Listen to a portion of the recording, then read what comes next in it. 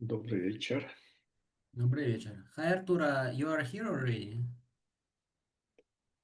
Yes, I'm very I punctual. start in about, like in 2-3 minutes. So, Perfect. so far we have time. So, sure.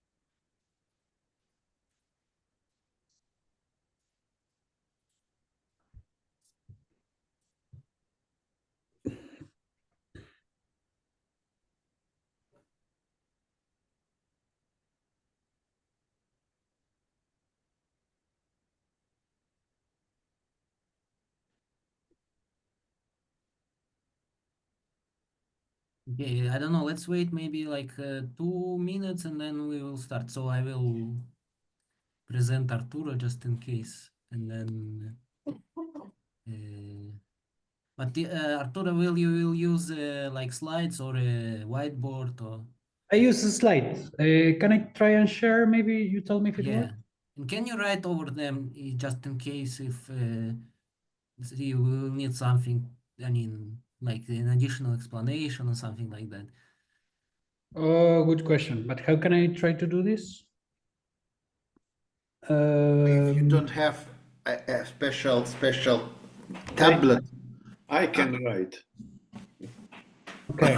okay, So And we you will can write your dictate explanation. something. Dictate, yeah. So let's yeah, wait like 2 minutes and then we'll start.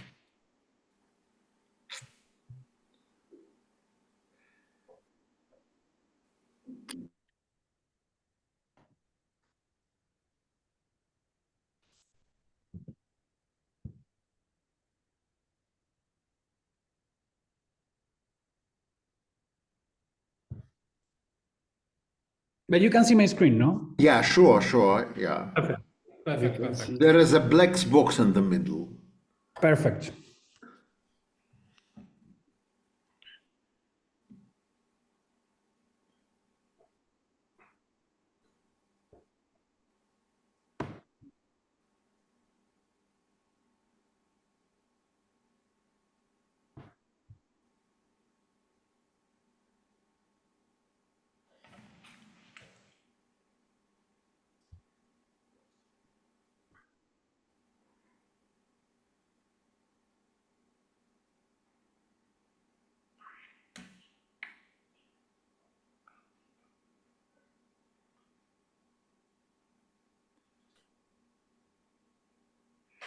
So the talk is recorded and if everything works well, and then the plan is to put it on YouTube.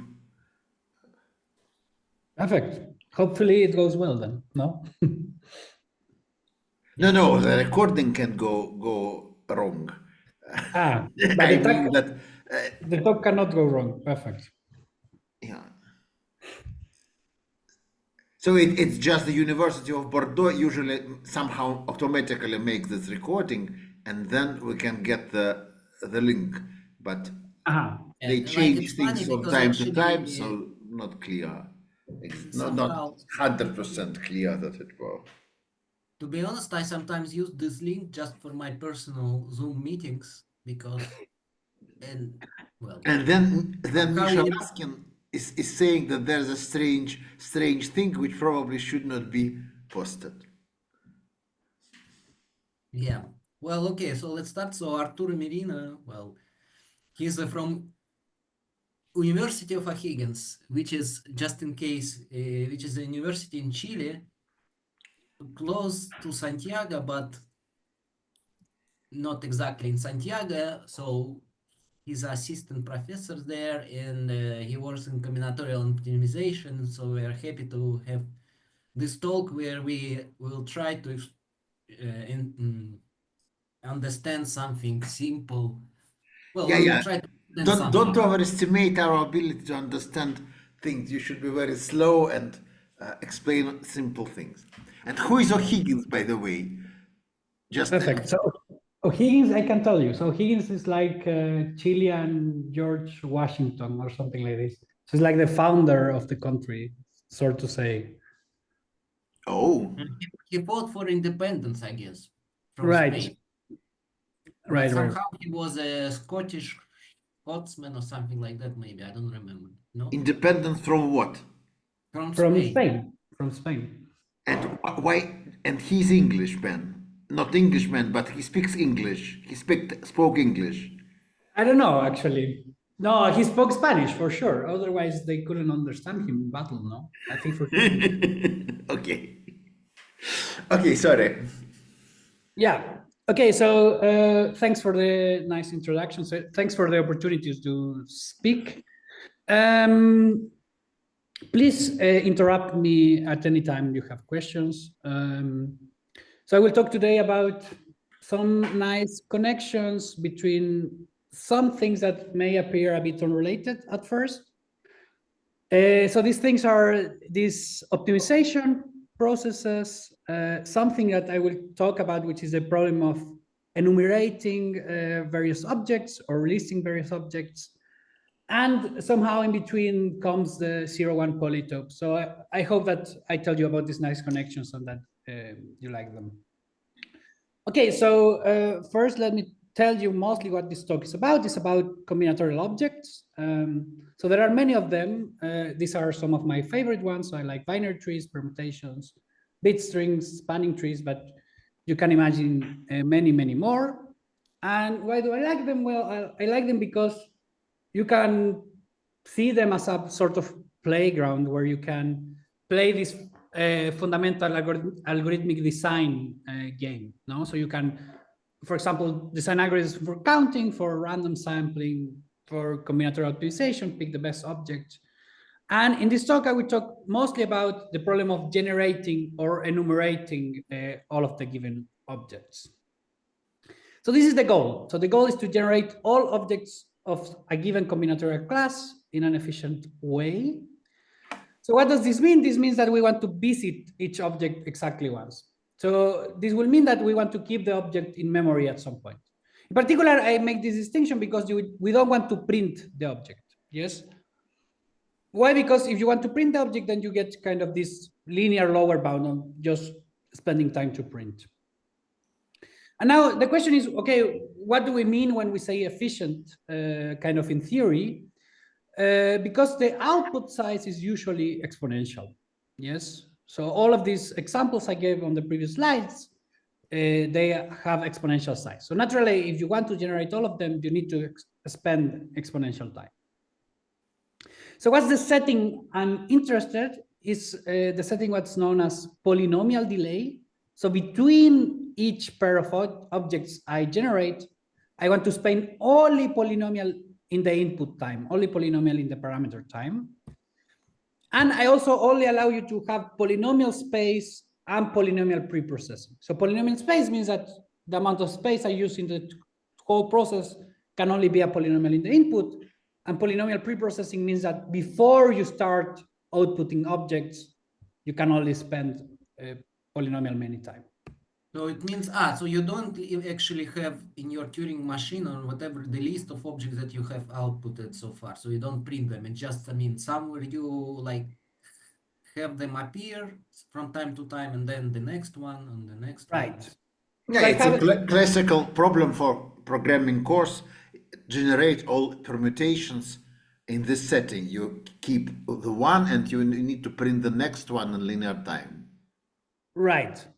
And you can do much more efficient. Like the dream is to have each new object in constant time. So this will be the dream, like the best possible thing that you can get. Again, because you don't want to print, no? Because I don't want to print, I can achieve this dream eventually, no? If I think very hard, maybe I can achieve this dream.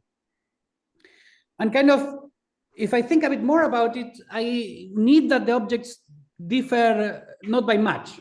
Why do I need this? Because if I have objects that differ, consecutive objects that differ by a lot, then I need to spend a lot of time updating my data structures, no? So this kind of gives birth to a combinatorial notion. So before I was talking about algorithms, now I talk about a purely combinatorial notion, which is this combinatorial gray code. So this is a listing of all the objects such that consecutive objects differ only locally. So again, I want to highlight that this is purely combinatorial. Yeah, so there is no algorithms in this notion. So let me give you some examples about what people have done, or what are some examples of combinatorial gray codes. So for example, you can list all binary trees on n nodes such that consecutive trees differ only by a tree rotation. You can also list all permutations of a ground set 1 up to n, such that consecutive permutations differ only in an adjacent transposition. This is well known as the Steinhaus-Johnson-Trotter algorithms for generating permutations. Perhaps the most famous one is that you can list all bit strings of a given length, such that consecutive bit strings differ only by flipping a single bit. This is the well-known binary reflected gray code. And you can also do the last example I mentioned a couple of slides ago, that you can list all spanning trees of any fixed graph, such that consecutive ones differ by an edge exchange. And what does this mean? This means that I put one edge in and I take exactly one edge out. And what's perhaps most interestingly is that all of these examples actually lead you to very efficient algorithms. So you can achieve this dream of constant delay, sometimes constant amortized, but in general, this constant delay generation algorithms. And these gray codes, they can be casted in kind of a more general setting, which is the setting of flip graphs, or what are sometimes known as reconfiguration graphs. So a flip graph is a graph where the vertices are the combinatorial objects and the edges capture these local change operations. So for example, in here I have a graph that has all binary trees on 4 nodes, and 2 of them are connected if they differ by a single tree rotation. As another example, here I have all permutations, so all permutations on 4 elements, and 2 consecutive ones are connected, or sorry, 2 of them are connected if they differ in an adjacent transposition of 2 elements. In here I have one that you probably recognize. So I have all bit strings of length 4, and I connect 2 of them if they differ by a single bit flip. And finally, I have this one which has all spanning trees on the K4, on the complete graph on 4 nodes, and 2 of them are connected if they differ by a single edge exchange. And I want to tell you that these graphs, they are very structured. Yes, so they can be realized as polytopes or as posets. So they come with a lot of structure. And they have these fancy names. Perhaps you recognize some of them. So the one for binary trees is called the associahedron, and the poset is called the Tamari lattice. The one on the permutations is called the permutahedron, and the order is called the weak order. The one of the bit strings is perhaps the most famous, is the hypercube, and the poset is the Boolean lattice. And the one on spanning trees is, well, the spanning tree polytope, but it's also often referred as the base polytope. If you like matrix, this makes somehow sense. Sorry, I just maybe at this point I don't know how exact. So what is the rotation? How, well, I mean, I don't know how it's defined for trees. So well, But, I mean, this is the classical tree rotation. Perhaps you're not familiar with this representation of the trees, but yeah. But it's, Okay. it's just a classical tree rotation. Like you can imagine whatever representation you like on the trees and put it there. So it's an order tree or something like. I mean, so there is some order. It's a. So in here, like the picture that I have, it's you allow them to go kind of left to right. Yes. So some nodes they go to the left, some nodes they go to the right. But the vertices are of the tree are labeled, yeah. Yes. So they are not just the tree up to isomorphism, it's just labeled vertices. Right. So for example, this one is labeled 1, 2, 3, 4. Like this is the 1, this is the 2, this is the 3, this is the 4. And this one, it's 1, but the 1 starts at the bottom. 1, 2, 3, 4. Yeah. So it's a bit strange because these are not these are different, no? But they look the same in the sense that they are paths. Perhaps. I mean, this is this kind of classical thing of these Catalan objects that they have all of these representations. No, like one can also imagine this, if you like geometry, in this other geometric point of view where you get an convex n-gon, you get some convex n-gon, and now the operation is that you're allowed to, you have some triangulation, and all of the triangulations appear as vertices. And you can take one of the diagonals and change it in the only other position that you can put. Yeah. And this all of these kind of Catalan objects, they give the same graph. Yes. So all of these Catalan objects where the nodes are Catalan objects, so binary trees. In here they are these sort of strange label trees. So can we say that we just have the product of n elements, and we n plus 1 elements, and we have some order of computation, which computation tree, and then one edge corresponds to an application of associativity law. Yeah.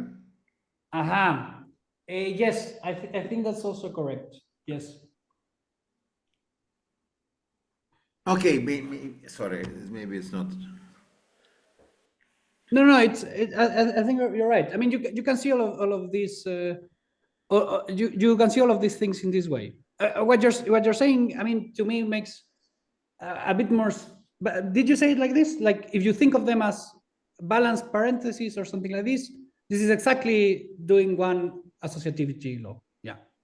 This is what you said, no? Yeah. Okay. This is exactly this. You can also see it like this. I mean, it works for your favorite Catalan object, and all of these are equivalent in this local operation. It's not so hard to see that they are equivalent, and with the kind of natural bijections, they do this sort of thing. Okay, but yeah. So these are kind of what I want to say with this slide is that they are very structured. So these flip graphs, they are not random graphs. They are highly structured graphs. And now kind of these gray code questions. So again, what was these gray code questions? I want to visit all of the objects such that consecutive objects differ only locally. Yes. So this is exactly a Hamilton path on the flip graph. And you can even want a cycle, which is often known as a cyclic gray code. And these graphs, they are all Hamiltonian. Yes, so this is what is drawn in red are examples of the Hamilton cycles. Again, we knew that this existed because I told you on some slides ago that they are that there are gray codes for these objects, and this is just showing them to kind of in a graph theoretic language. This is the other thing. Okay, so this nice realization as polytopes is quite nice, and what we try to do, what we try to think is, okay, what happens when one limit oneself to objects that are encoded in binary, so binary languages. And binary languages, they are very nice in the sense that they can be realized in a very natural way as polytopes. So they have a supernatural polytope realization, which is just taking convex hull. So the convex hull is the smallest polytope that contains all of my vertices. So for these 6 guys, this is the convex hull. This is the polytope that arises. And what's very nice is that this polytope, when I take the convex hull of my binary elements, will be a polytope first. That's nice. I have this polytope realization. But the important thing is that it will keep X as vertices. So the vertices of these polytopes will be exactly of my set. So I am kind of giving geometric structure to just a binary language. No, I'm giving this geometric structure. And what's super nice is that the geometry somehow knows the local change structure between the elements. Yes.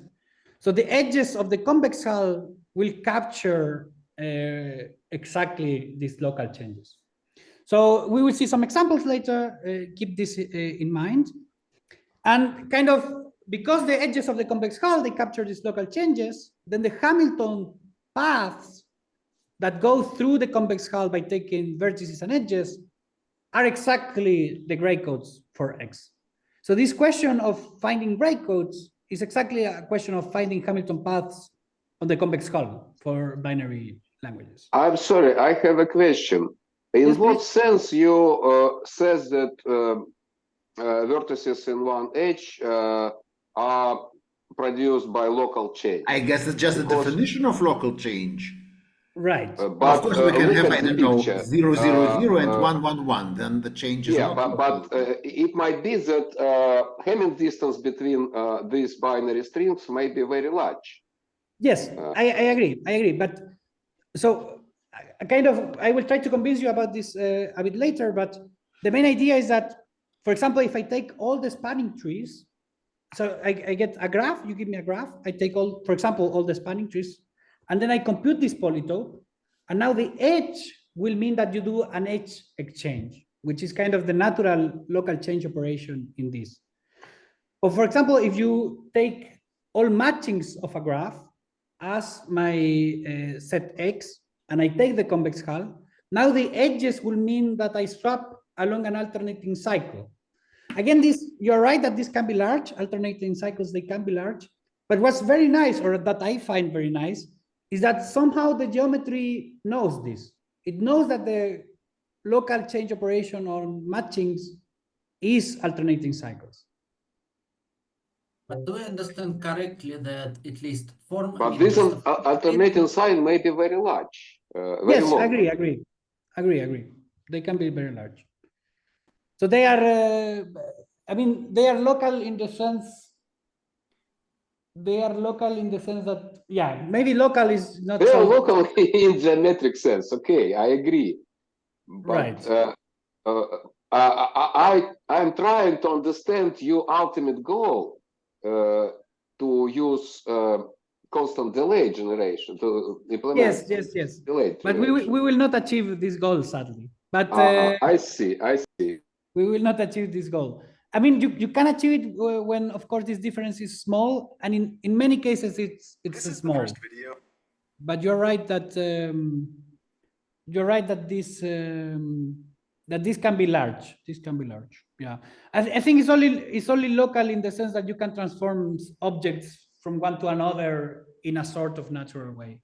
It's local in the sense of I don't know, local search or something like this. No, like you have these local search algorithms You're right that the changes can be linear size in what you want. But I mean, if you want fast and not constant, this is still fine. This is still fine. Yeah. Are there more questions or? No, just maybe if there is some kind of combination. So imagine we have this subset of the Boolean cube, and we take a convex hull. Is it? Can you say just kind of combinatorially what does it mean that there exists some pair as an edge? Good question. There is no. For example, they differ by several bits.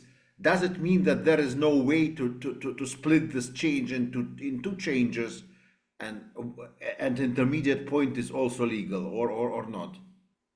Good question. So I don't know if because you want a combinatorial notion, kind of, no? Yeah. Just a candidate. So yeah, just looking at your picture. So for example, if we have. No. Sorry. This is not doesn't work because there is an edge which can be split into. Yeah. Yes, I don't know. I don't know if a purely combinatorial notion. I think that the kind of this statement must be, or not must be interpreted, but kind of the thing is that if you give me a structure set X, then somehow the change that appears will make sense, but it's not automatic. So you need to think about what is the geometry suggesting. Yeah, it's not automatic in this sort of sense.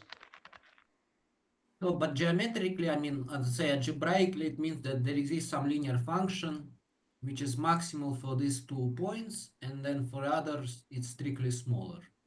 I don't know if there is a pure. Yeah, but not with integer coefficient, not with Boolean. No, it just kind of it can be complicated, have complicated coefficients probably. Okay. Yes. Okay. And what's very nice is that now the thing turned into searching Hamilton paths. This is kind of a bit the message. And the nice thing, and I guess this is the cute proof that I want you to take home, is that perhaps surprisingly, these 0-1 polytopes, they are always Hamiltonian. So they always have Hamiltonian cycles. And not only that, I mean, one can look into this nice result of Nadev and Poulieblanc. They show that they have a lot of Hamiltonicity properties. So in particular, you can prescribe a lot of things. So they are very robustly Hamiltonian. And today I want to show you, and this is kind of the cute proof that I want for you to take home, of a weaker version of this Nadev and Poulieblanc. Yeah, and this weaker result is, I find it quite cute that it tells us if you have a convex, one of these 0-1 polytopes where all of the coordinates are 0-1, then for every vertex that you give me, so for every one of these binary strings in the language, there is a Hamilton path in the convex hull of X, sorry, here it should say convex hull, starting from this vertex. Yeah, so, but actually there is also a cycle, but you don't prove this, you just prove that there is a path from every vertex. Yes, I mean, if you want to get the cycle, then you need to do more work. Yes, I will show you. Okay, no. The easiest thing, the easiest possible thing, please. Yes, no, I will show you a cute proof, or what I find very cute. So how does the proof work? So the proof works like this. I give you some polytope, looks like this, and I prescribe you the start. Yes, and I need to prove that there is a Hamilton path starting from this point. And we will do induction, and this is the key thing. So I first look at the polytope that arises by fixing the last coordinate to be 0, and I look at the polytope that fixes the last coordinate to be 1. And I look at both of them. This one over here is Hamiltonian by induction. Then for this start that you prescribed me, I can find a Hamilton path. And now kind of the only thing I need to do is cross to the other side. Yes? and this we will prove later, but if you pick the vertex on the other side that minimizes the Hamming distance to this guy, then this is always an edge. This will always be an edge. And once I am on the other side, I can use induction again, no? And find a Hamilton path that lies on this part, starting on this vertex over here. So you mean that you first go through vertices which have xn equal to 1, and Yes. then switch to vertices that have last coordinate equal to 0. Yeah. Okay, everyone, I mean, the statement sounds very strong and the proof is very simple. The only thing we need to prove is that this is always an edge, yes? So if I am on one side and I look at the other side and I pick the one that minimizes Hamming distance, this is always an edge. So let me ask again. So you take the Hamiltonian path in one of in the right plane. Yes. And then you don't control when it ends. It ends somewhere. Yes. And the only problem is just to find some edge connecting this thing with the other half. Exactly. Because wherever this edge goes, you can start from this point and continue until you exhaust the other thing. Perfect. That's exactly it. That's exactly it. And so now you want to prove that for every vertex in one plane, the thing which minimizes Hamming distance is an edge. Yes. Exactly. This is all that remains to prove, no? Like this is the only thing that remains. Mm-hmm. And this is not so hard to prove. So we will also do it. We will also do it so that we have like the complete proof. Sorry. Of course, then concatenating everything will give you the Hamilton path that we wanted. Okay. So now we want to prove this lemma that tells you that if I start at x, and again, x has a xn coordinate 1, and I look at the other side, and I look at y, which minimizes the Hamming distance to x among all of the guys that have xn coordinate 0, then this is always an error. And again, and now the proof is by contradiction. Yes? So let's suppose not. So what does it mean that this is not an edge? So this means that there is a guy in the middle, some element set, that is on this open interval between x and y, that can be written as a combination of other vertices that are not x and y. This is what it means to not be an edge. And now it comes something cute, that if x and y agree on some coordinate I, then this guy set I on the edge, he will also agree. Yes? But then this means that because Z is convex combination of guys in S, that everyone in S agrees also on this coordinate. So everyone in S agrees on the same coordinates as x and y. Yeah, and Z is not a vertex. It's just No. There's non-integer coordinates. Yeah. No, he's just some guy that lies on the edge. Yes. Yeah. However, and here comes the kicker, we know that xn and yn, they are different. So we have that Zn is between 0 and 1. Sorry, I'm missing here that this is also at most 1. So Zn is between 0 and 1. So what does this mean? This means that someone in S, he must be providing a 1 in the coordinate n. Yes. So you assume that x and y differ in nth coordinate, yeah? Yes. Yeah. Yeah. But then because Zn is between 0 and 1, this means that someone in S must be providing this coordinate. Yes? So someone in S must have a 1 in this coordinate. But this is a contradiction. Why? Because someone in S, he agrees on the same coordinates as X and Y, but also it agrees with one coordinate more. So it's closer in Hamming distance, which contradicts the fact that Y was the guy with minimum Hamming distance.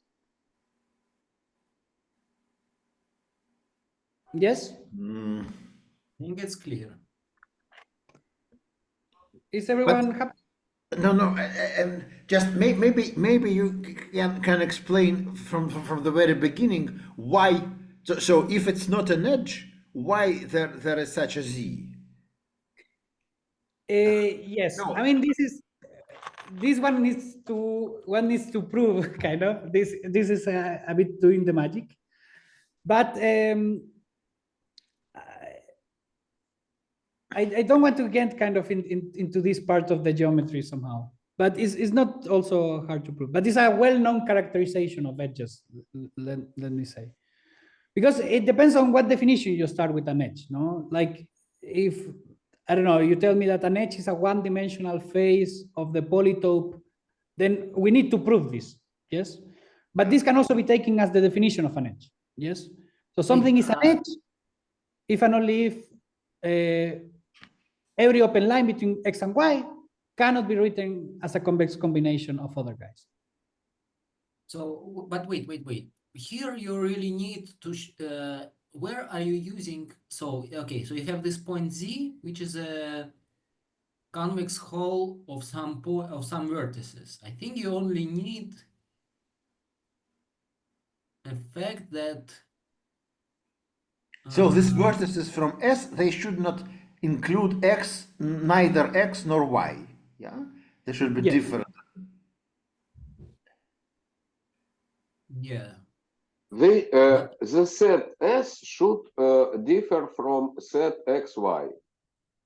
But intersection can be non-empty, it does not contradict anything in the argument. The intersection with what, sorry? So you prefer to use S, which is it should be explained, I think, because from the definition we have some set which can include X and Y, but of course it's easy to. No, if it includes X and Y, of course that can then it's combination of X and Y. Misha, and what about this example? Let me write just here. Yes, assume that X and Y lie. If you think you are writing and we see it, we don't. No? No, we don't. See. I don't see it. No? No, we see your pen or whatever, but no traces. Okay, let me again try. Oh. Now, can you see this? No, we can't. Why it disappears?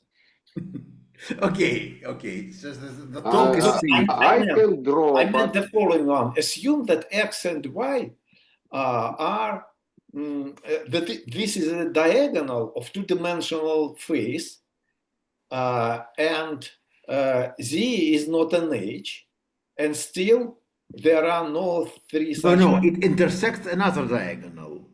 If we have more than triangle, no, if it's not, it's a diagonal, there are vertices on the one side and on the other side. Okay. And if we take another diagonal, they have intersection. So it means that this intersection point Z is at the same time a combination of X and Y and combination of other diagonal. Okay, yeah, I see. Yeah. Sure. I mean, so the proof is basically, yeah. So you want to show that if there is an edge, then it intersects the convex hull of all the other vertices. Well, if it's not, it means that there is a interval in a space and a convex polygon that are disjoint, right? So you can come up with a linear function which is maximal on this thing. Sure, you are right. So S can be disjoint with X and Y. it's clear. I have Because if x, y is not edge, then it should intersect the convex hull of Yeah, because if remaining it vertices. doesn't intersect, then it's an edge. Okay, let's believe in this, please. No. I understand that. I understand the basic thing. So, which vertex minimize distance to which, x to y or y to x, to get the contradiction? Y to X. So the contradiction is that is a vertex which is closer to y X. or close to x. Sasha, let me try to repeat again from the beginning. So we have any vertex x on one of the sides. We take the closest vertex on the other side, y. So y is the closest to x. Just Yeah. okay. So we want to show that this is an edge. We show that, assume that it's not an edge, then the interval xy intersects the convex hull of all the other vertices. Yeah. Because if it's not, then it's an edge. Yeah. Okay, then we take the point z in the intersection. Yeah. Then what we notice? Okay, so let's say the Hamming distance. Okay, let's say, I don't know, x and y coincide in some coordinates, in 100 coordinates. Yeah, and of course z should be the same, otherwise, because z has the same coordinates, and so all the vertices, blue vertices, should be also have, because otherwise we don't get in the right place. That's all the vertices where the coefficient is positive, strictly positive in the representation of z. Yeah, sure. So all the vertices there also coincide with x in that many And coordinates. y in the same coordinate, yeah. Yeah, but the point is that one of them is on the other side. But wait, Sasha, I don't understand. What means that everyone in S agrees on the same coordinates? What does it mean everyone in S agrees? That so x and y have some coordinates when they are the same. Okay. All the vertices in S also are the same in these coordinates. And maybe also in other coordinates. And that's exactly what I'm saying later. So it means that all the vertices in S are at least as close to Hamming distance to x as y. Yeah. But and you say that one of them happen if all of them are on the same side. But Sasha, but then there is no contradiction. Why it's contradiction? Because this could only be if this set S is all is on the same side as x. Because wait, but what if there are, why cannot be there just one different vertices that minimize the Hamming distance? Sorry, I didn't get the part. Just repeat the last step, starting with however. What happens? Right. So let's say that xn of this is I don't know 1, and yn is 0. Yes. Yeah. So we have that they are different. So then this means that then this is strictly between 0 and 1. Yes, because of the definition. Yeah. But then we need to think what happens in the set S. In the set S, not everyone in set N can have 0 or 1. Some of them must have 0 and some of them must have 1. Yes, because this was between 0 and 1. But then this means that there is a guy in S that agrees with Xn, because I have the both flavors. I have some guys which have last coordinate 0 and some guys that have last coordinate 1. So some of them also agree in coordinate n. So they agree in all of the same coordinates as y, but one coordinate more. Then the Hamming distance must be one smaller. But wait, but I don't understand the contradiction. Then z is on the, but then this some guy in S is on the same side as x. But we took the closest one from the other side. So there is no contradiction. So it could be somebody closer to x in their side. Right. Wait, let me think. I mean, you can obtain a contradiction if you somehow show that this y is unique. Right. No, but then okay, sorry. Then I think, is it true that then we need to take other coordinates? Now I'm a bit confused. And also, it's very strange that you haven't used the assumption that y is the closest. No, Without no. it, we can't obtain a contradiction. No, but this. No. this This is just we get the contradiction uses that is closest, but the problem that it's not closest among all edges, but only among edges connecting to the other half. No, we right. find something which is closer in the last line, and this is the contradiction. So this And what, assumption is what is used. closer? This someone in S. There is some vertex in S which agrees with X in one coordinate more. The question why it cannot be agreeing in nth coordinate also. Then it is on the same side, and we don't have any contradiction. Wait, but at least let me say something. I think that at least let's imagine that a special case that somehow this minimal y is unique on the other side. Then the proof works. Why? Because we say, okay, then this set S, we know that it agrees. So they are all at least as close to X as the Y. So this can only happen because the minimum is unique on the other side. It can only happen if they are on the same side with X. But then they couldn't have a coordinate in there. Then Z couldn't have the different coordinate from Xn. I mean, then they would also agree on in the last coordinate, and then there couldn't be an intersection between X and I and this thing. Yes, but sorry, but I think that the argument works. I think in here you only need to look at another coordinate. I think I did it wrong, and this is the only coordinate that it doesn't work.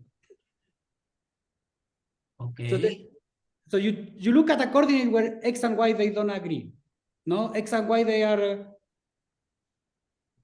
right. So you look at you say, okay, they should have some other coordinate where they disagree. Right, and this is where you look. This is where you should look. But why they cannot just agree in one coordinate, which is nth coordinate? I mean, wait, X and Y disagree in the nth coordinate. It could be that they just disagree in this coordinate, but then probably it's an edge. Yes, I mean there we should then it should be easy to argue, I think. But what's the argument? Okay, can any one of you explain slowly for stupid people? I am lost. Yeah, okay, Sasha, let me try again. So let me try again. Okay, so we start on the line which is saying however. However, okay, so X and Y are different points. Yeah. Okay, so we will obtain a contradiction by showing that in the set S, there is a point which is closer on a different side, but closer to X. Yeah, and do we still mean that the sides are when the nth coordinate is 0 or 1 or not? Yes. I don't know, in X, Xn, I don't know, the nth coordinate, let's say, is 1, and in Y, it's 0. Okay. Well,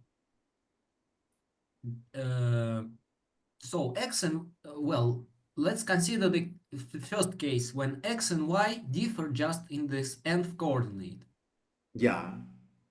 Then I want to show that X and Y is an edge using a separate argument. It's just an edge of a cube, and if both vertices are in the polytope, then this is still, of course, an edge in the polytope because it can be separated from the other cube by a plane. Yeah.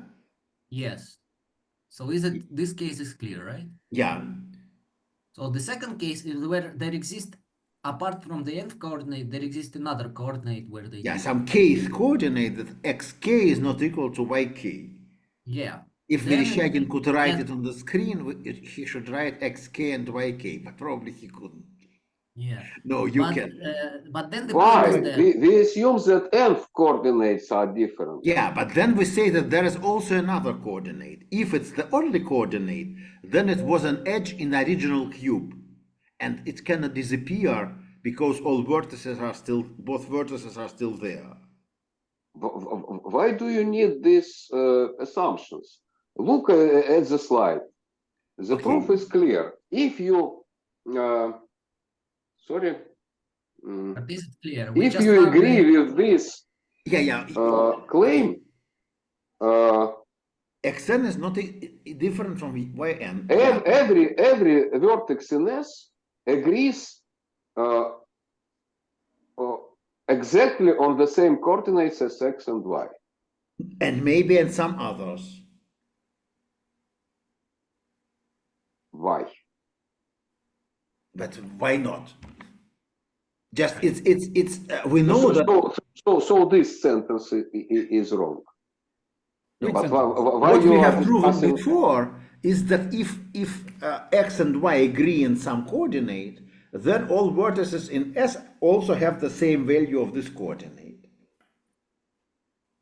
Look, take ith coordinate. Suppose X and Y. So you are Yeah. what? Yes. So we have only implication. If X and Y agrees, then everyone in S also agrees. Yeah. So this is an implication in one direction. Okay. And Yeah. yes, it's not enough to get to a contradiction. Okay, Sasha, then you can maybe you Okay, so can finish the I argument. started to now I have doubts, but let's try. So let's say that we also have some that X and Y differ in some other coordinate in the K Yeah. coordinate. So xk is also different from yk. And then Right. zk is strictly between 0 and 1. Right. Who is between 0 and 1? Zk. Yeah, But sure. I mean, now you look at the set S, no? yeah, The then Yeah, it so you seems can that- conclude that in S we have vertices which have k coordinate 0 and other vertices which have k coordinate 1. Yeah. So what? Yeah, we and need the problem is the some same. Yeah, the problem is that we need some element of S that has the same, that differs from X in the nth coordinate, but agrees in the some other coordinate K, where Y doesn't agree. Саш, можно я скажу по-русски там за 30 секунд, а ты потом переведешь? Yeah, So he will try to explain me something in Russian, but I think I'm equally stupid in both languages. Ну, But может быть, это очень глупо выйдет, но вот смотри. Sorry. Саш, в S Yeah. должна быть точка, отличная от Y, с последней координатой 1. Правильно? Потому что как мы иначе получим это самое, положительную последнюю координату? Да. Ну и все, а это именно... And distance from this point to X is smaller than to Y. Конечно. Но там у него все координаты, у которых X и Y общие у этой точки такие же. Последняя координата 1. И поскольку она отлична от Y, еще хотя бы одна координата должна быть такая же, как у X. Все. Okay, let me try to translate. So we have this. We know that they differ in some other coordinates. Xk and Yk is different. Okay. Why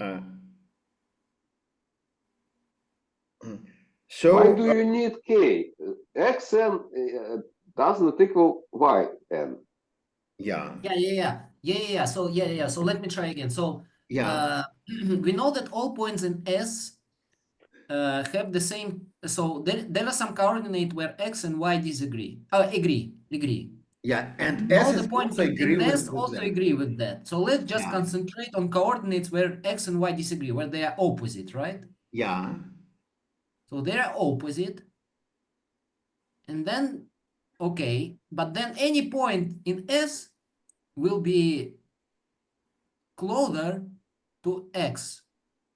I mean, any point in the first observation that any point in S is strictly closer to x than y. Ah, right.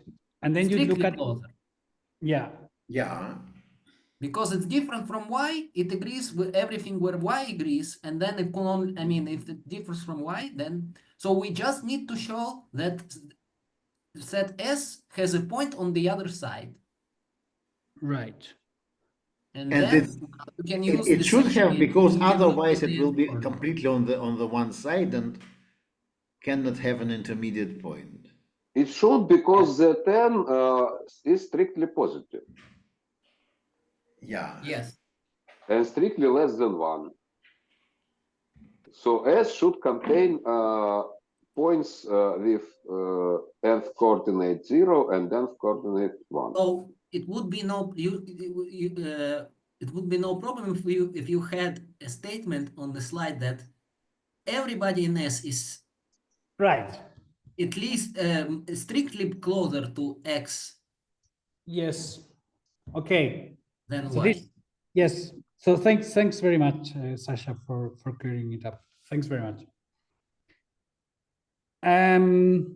Okay, Yeah. but it got some nice discussion. I'm happy. Yeah. Oh, but at least the proof works and we understood it. So Yes, I'm very happy. I think I forgot about this at some point. Okay, so this was most of the technical thing I wanted to talk a bit. Let me put a bit this into context. So the nice thing about this polytope language is that it can phrase many of these grade code questions in kind of in a unified manner. So let me talk about 4 problems that kind of come from this 0-1 vertex enumeration.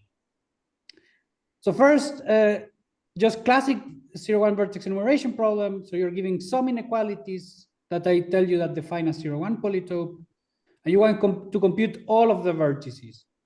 And if you want even a gray code version, you add the stronger requirement that consecutive ones are connected by an edge.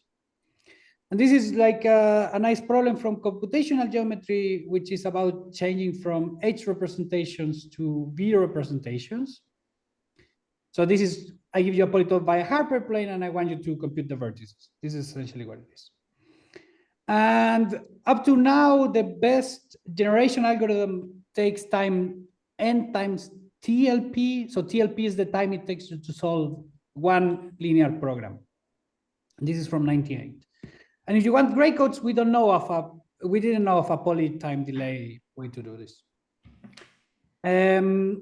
Spanning tree gray codes, again, the game is always the same. So you're given a graph, you want to compute all spanning trees of the graph such that consecutive ones differ by an edge exchange. And here, how can you phrase this as a polytope questions? Well, you take the set X as all indicators of spanning trees of the graph, and then the vertices of the convex hull will be the spanning trees. And what's nicer is that the edges will be what we want. So it will be spanning trees which differ by an edge exchange. And if you want generation and you want gray codes, this is the best delay that we know of in this setting. Let me talk about perfect matching. So again, you're given a graph and you want to compute all perfect matchings of the graph. If you want even a stronger gray code version, you want that consecutive ones differ by an alternating cycle. So X, again, the game is the same. I take all of the indicators of perfect matchings. I take convex hull. The vertices will be the perfect matchings. And the edges will be this difference in alternating cycle. And again, for generation, we have some results, some delay. For gray codes, we don't know anything. And let me tell you about the last problem that you can also combine kind of optimization with this gray code. So you're given some graph, some weight function, and you want to compute all minimum weight perfect matchings according to this function. And if you want, again, a gray code version, you want that consecutive ones differ by an alternating cycle. Again, the game is always the same. So I take X as all indicators of optimal perfect matchings. The vertices will be the optimal perfect matchings, and two of them will differ by an edge if they differ in an alternating cycle. And again, we have some result for generation, and for gray codes, essentially, we didn't know how to do it. And a bit this ties into these big hammers that for many fundamental algorithmic tasks, we have these big techniques somehow that allow you to tackle many things at once. And for combinatorial generation, we have fewer of these techniques. So perhaps the most famous is reverse search. You can also use some backtracking to some generation. And perhaps the most interesting for us is that this Buseck-Lübbecke result that has been mentioned a couple of times in the previous slides, that if you can do linear optimization in times t, then you can essentially obtain vertex generation of the convex hull in t times n delay. This is this Buseck-Lübbecke result. And if you want gray codes, then we know some frameworks, but essentially we're super, super limited. So the JUMP framework is perhaps the only or the most successful of these frameworks that there are for gray codes. And okay, kind of the main result that we get by exploiting this simple proof is the following, is that if you can do linear optimization over X in times t, then you can compute a Hamilton path in the convex hull in essentially t delay. So this O tilde is hiding some polylogarithmic factors. And a bit, what's nice about this is that first it shaves this factor of n from the classic flashlight search, but also it will give you a Hamilton path. Yes, so flashlight search, it doesn't give any guarantee of locality in this sense of going through the edges of the convex hull. So these are the kind of the two improvements from this classic result of flashlight search. We also have a weighted version where essentially you can, if I also give you a weight, so if I give you a weight vector, I can also compute paths, Hamilton paths in the optimal phase according to this weight version. Yes, so we can tackle all of the problems that we had at the beginning.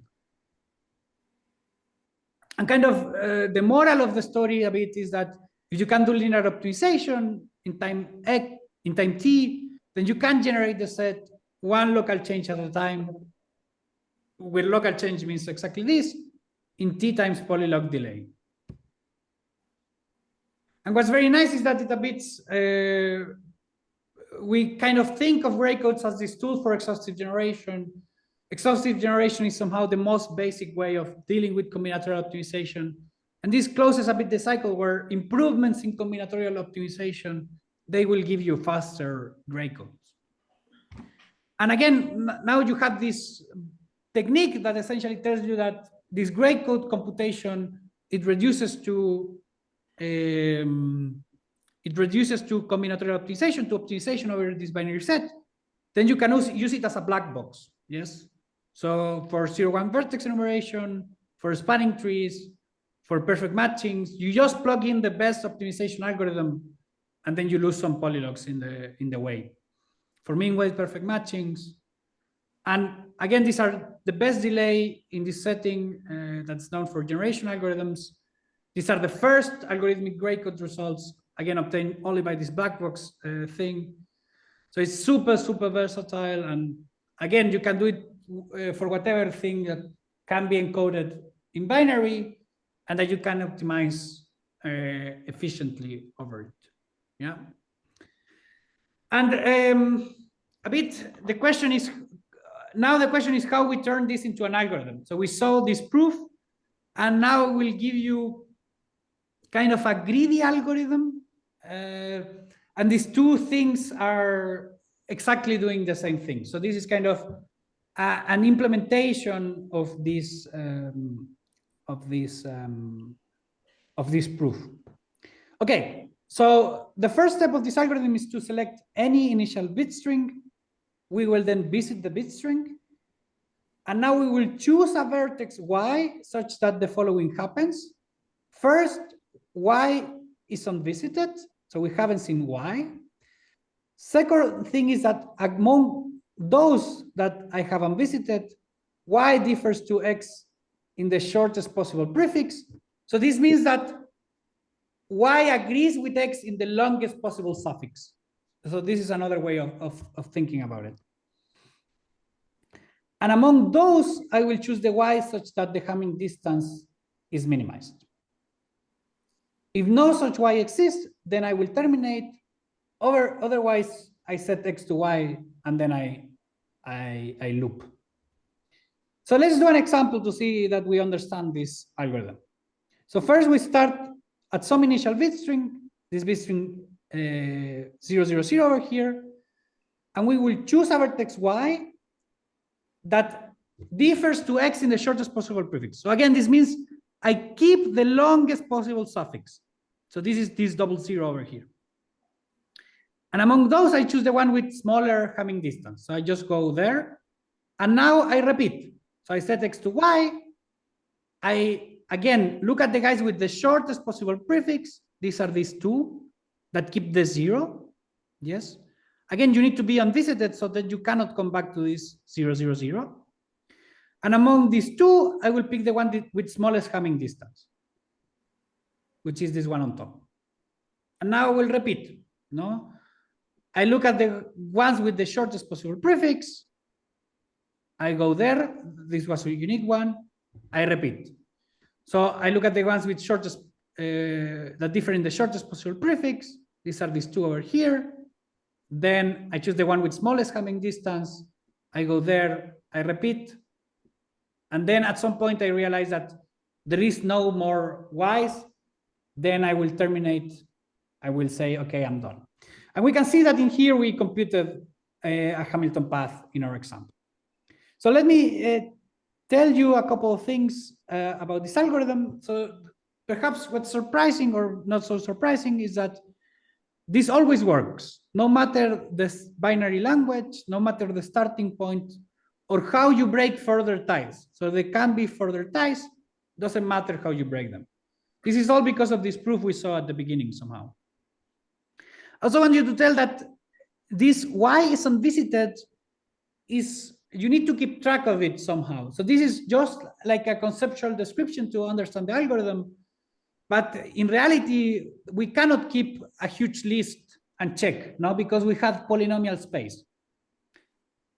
So in reality, we will replace this y is unvisited with some additional data structure that lead to what's known as a history-free implementation.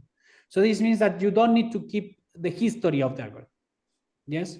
So these are kind of the changes of how the algorithm will actually look. We will replace this y is unvisited by some additional checks in the data structure. In particular, we will keep a set u of kind of valid lengths, and then we need to update these valid lengths accordingly. And kind of the kicker, or where does the optimization come, is that these two things over here, they essentially reduce to optimization problems. And again, let's try to think about this proof. So this proof gives us something much more structured. So it doesn't give us any Hamilton path, but it gives Hamilton paths with the additional property that every suffix appears consecutive. Yes. So we saw at the beginning that first we see all of the guys with 1 at the end, and then all of the guys with 0 at the end. And it's not hard to see that this extends to every suffix. So if I fix a suffix, but this kind, you have some description, two descriptions. So you have now this description of finding the shortest things, and before you started induction, you started with one coordinate. Yes. 1 and other 0. It is somehow the same, or it's a different algorithm, or what? It's exactly the same. It's exactly the same. But why? When you choose something short, why you don't require to first start with 1 all coordinate 1 and then all coordinate zeros. I mean, so we don't do this much more fine-grained, but one can think of it kind of in this recursive tree, no? So this will give me a recursive tree, and then I will traverse the tree from bottom to top, no? So what does this? So you mean that the condition of taking the longest suffix means that coinciding means that we change only on the bottom of the recursion tree. So just if we take the longest suffix, and then what will be the induction? We first traverse all the vertices where what is 0 and what is 1. What is the coordinate which was xn in the previous example? I mean, in here I lose a bit of control because so for example, if the initial string that I chose ended with 0, then I will first see all of the guys with 0 at the end. Yes, because I'm trying to keep the longest possible suffix. So I lose a bit of control because this is dictated by the initial bit string, no? Mm-hmm. Okay, so you again try to keep the last coordinate first. It's changed only once, the last coordinate. Exactly. And this is because you take the longest suffix. So while you can try the things with the same last coordinate, you take them. Exactly. Yes. Sorry, yeah. And what's very nice about this path where every suffix appears consecutive is that they have this tree-like structure. So let me give you an example on 5 3 combinations. So what are 5 3 combinations? These are bit strings of size 5 with 3 1s.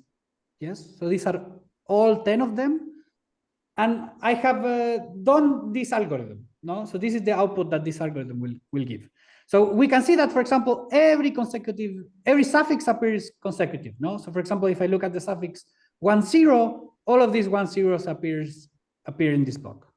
Yes, and the suffix 101, they again all appear consecutive. Then you can kind of see the structure that this induction is doing. No, first all zeros.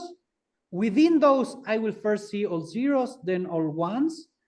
And then again, within these, I see all ones and then all zeros.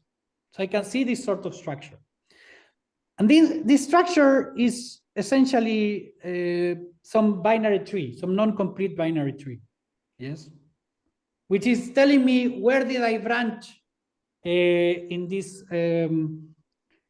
Hamilton, in this recursive splitting, no? This is what this is telling me. And kind of the nice thing about this tree is that, well, one can think that this set X I wanted to generate is the leaves of such a tree.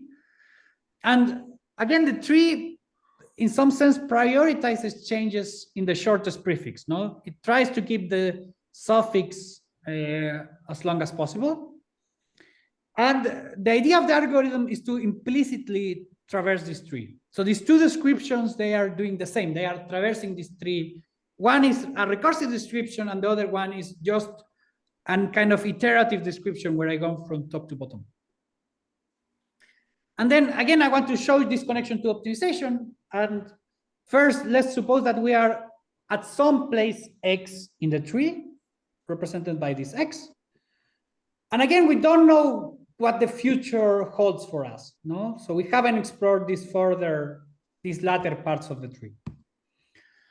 So what do we want to find? What do we need to find to proceed from X? So the first thing we need to figure out is what is the leftmost branching, again, because we want to keep the longest possible suffix that will lead to something new, that will lead to something unexplored. And the other thing that I need to do is to find a polytope edge, no? Because whenever I transition from one of these vertices to the next one, I need to go through a polytope edge. So let's think about this leftmost branching. So in here, the key idea is that checking whether a branching at distance at least k from the root, what does this mean? This means that there exists a y that is different than x, but that agrees on this suffix from n minus k to n, no? Because up to here, everyone has the same suffix. And again, that there exists this y different to x with this as a suffix is the same as solving this optimization problem, as saying that x, so the original vertex, is not an optimal solution where I maximize the Hamming distance to x among the guys that have the same suffix. Yes, this is the same problem. And kind of the key fact is that the Hamming distance is an affine function for a fixed x. So I can solve this optimization problem. Subject to this fixing the suffix thing, we will talk a bit later. So essentially, we can do binary search. Yes, because I can check if a branching at distance, at least k from the root, exists. So we can just do binary search. And the second thing we need to find is this polytope edge towards the subtree. And again, being in a subtree, it prescribes you a suffix. And then because of what we said earlier, we just need to minimize the Hamming distance to provide a polytope edge. So we just need one more optimization step. And of course, the reality in here, I like that tiny bit because I say that we obtain a runtime of t times polylog, and it's a bit more tricky. And the trickiness comes from the fact that we cannot remember everything. So we cannot remember this part over here of the tree. But it's not so hard to convince oneself that essentially this thing over here, it contains enough of the history. It contains enough of the history to implement the algorithm. And that's kind of the trick or the whole implementation part. And let me tell you about this prescribed suffix problem. Because this prescribed suffix problem is, in many cases, not harder than the regular problem. So, for example, let's think about what this prescribed suffix problem means for MST. So this means that I give you a graph, I give you some weights, and I prescribe some coordinates, and I forbid some coordinates. Some coordinates I will tell you, you cannot take it, and some coordinates you must take it. So, of course, what is this problem now? You want to compute an MST which respects the prescribed suffixes. Yes? So the guys that you must take, you take them, as the guys you must not take, you don't take. So, of course, the guys that I cannot take, I can just simply delete them from the graph. The guys that I must take, I can imagine that they have weight minus infinity. Yes? And then I can just solve MST, like regular MST. So MST with prescribed suffix, you can just solve it as regular MST. You don't need to do anything else. And then again, we can get further optimization, but remembering, okay, which kinds of weight functions appear? So all of the weight functions that appear are these Hamming distances. Yes? So this means that they essentially have only weights in 1 minus 1, and then that's it. So it's actually just MST with 3 weights, kind of the sub-problem that you want to solve. And this, you can do in linear timing. Then this implies this M log n delay that I kind of promised a couple of slides ago. And then how we obtain the general result? Well, we just need to scale the weights appropriately. And this is why we gain kind of this extra polylog factor in the running time. Okay, so let me finish with some open questions kind of from this work. So I think that perhaps the most interesting open question is, can you do vertex enumeration in 0-1 polytopes in time better than the time that it takes you to solve an LP? Yeah, what will be crazy, but not so crazy perhaps, is that you get a polynomial in N and M. Yes, the delay. So in this work, we did essentially O tilde of the time it takes you to solve an LP. I think something very interesting is how much can you push these to non-binary sets. In particular, there is this big open problem in this area of, if I give you a polytope, can you do polynomial delay for the vertex enumeration problem? This is a huge open problem in this area. And this is a much more complicated case. In particular, you have a Hamiltonicity barrier. In what sense? In that general polytopes, they are not always Hamiltonian. So if you want to do exactly this, this is like a huge issue you need to overcome. And there are some additional questions on 0-1 polytopes that I find very interesting computationally. In particular, in here we explore the Hamilton paths, but you can of course ask questions about the diameter of the polytope or the shortest path of the polytope. And again, by measuring the distance along these edges. And in this work, we kind of show that efficient optimization implies this efficient Hamiltonicity. And such a result is not possible for shortest path. So shortest path is very hard to approximate in perfect matching polytopes. So to obtain good approximations is even hard. So what can you say, for example, in that setting? That's very interesting questions. And also the other question that I find very nice is that, say that I give you all vertices of a polytope, and now I give them to you explicitly, and I want you to sort them in Hamilton path order. So we know that the Hamilton path always exists, but now I want you that you sort them in this order. So it's not hard to see that this work essentially proposes an n times k squared time algorithm for doing this sorting. Can you do better? Can you do linear time? Can you do n times k? That's also interesting. So that was all I wanted to say. So thanks very much for your attention. Wait, but why understand why it's k squared? Because you're doing. Good question. I mean, what exactly you're doing? Some kind of bubble sort? Right, kind of. So what you're doing is implementing essentially this algorithm we saw there. Sorry, let me push back.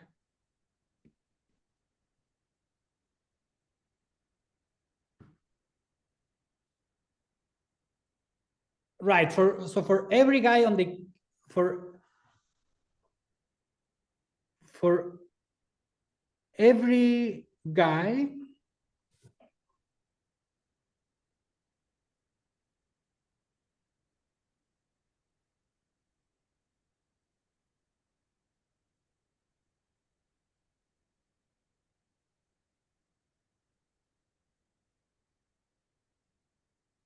I don't see it anymore, but this was easy. Well, okay. I also had another question I'm trying to understand. So, maybe I missed it, but linear optimization over 0-1 polyhedrons.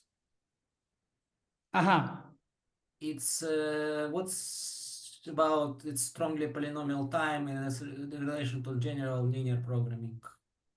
Is it known? Is it strongly polynomial time if and only if LP in a strongly polynomial time or something like that? No, this is not known. So there is some effort by some people like Laura Sanita, Jesus de Loera. So they are trying. Okay, so there is kind of this is open what you mentioned. I can say some words. So there is this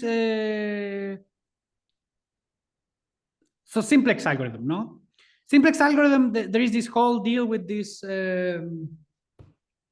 how is this called, this conjecture about the diameter of polytopes? Hirsch conjecture. Hirsch conjecture, I think, no? Hirsch conjecture. So in general polytopes, there is this fear, because we haven't resolved this Hirsch conjecture, that simplex algorithm cannot do it. But something very nice about 0-1 polytopes is that they have short diameter. So the diameter is order of the dimension, order of n.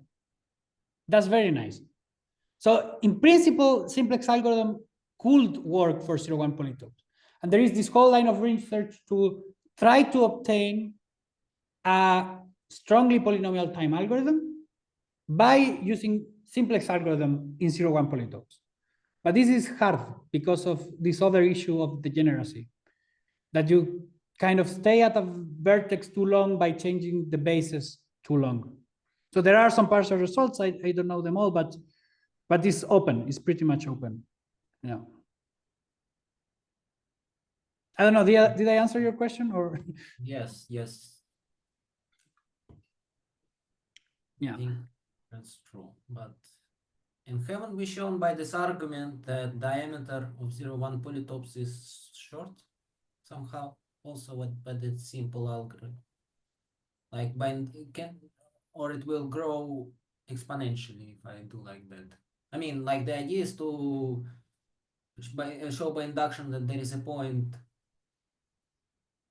Yes. Well, So I mean, I don't remember all of the details of this proof, but this proof is also by, I think, Nadev, and it's again this splitting the polytope, but you need something better than linear. So in the induction, you need the correct induction hypothesis to kind of parameterize it properly and get the correct thing. But it's again this splitting into two pieces and trying to combine the things.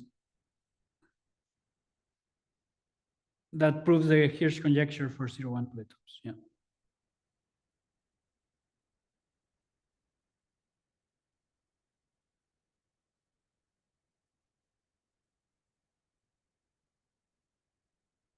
any other questions?